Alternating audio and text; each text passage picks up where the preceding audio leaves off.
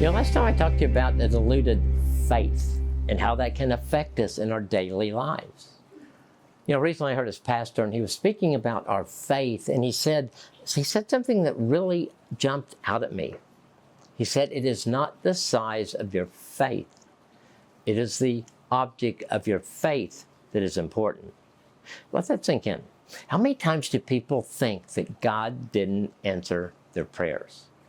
And they think maybe they didn't do it right, or they didn't have enough faith, or they didn't pray hard enough.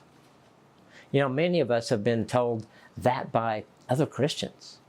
That has always bothered me, that some people tell others that if God did not act, it's their fault. Yet I've seen God answer so many different prayers from so many different people with so many different levels of faith. This is my take on this. If God answering my prayers depended on my level of faith, then it would be more about what I do or don't do than about what God does. That way leaves grace and mercy out of the picture. Jesus said you don't have to have much faith when he talked about the mustard seed. A woman touched Jesus' cloak and she was healed from a 12-year disease. The man on the cross next to Jesus was on the cross, and he was given eternal life at the last minute before his death. The blind were given sight. The lame walked. The key is not how much faith you have or you don't have. The key is the object of your faith. The key is Jesus. He's the one who's really in charge. He's the one who can do everything.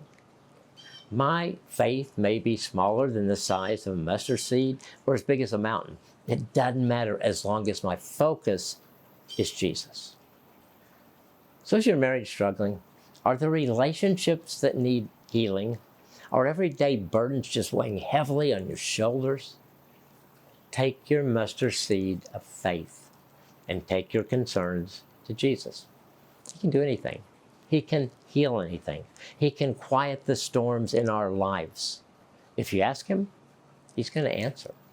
Will it always be exactly the way you want him to answer? No, not necessarily. It might be, but however he answers will always be what is best for us. Always.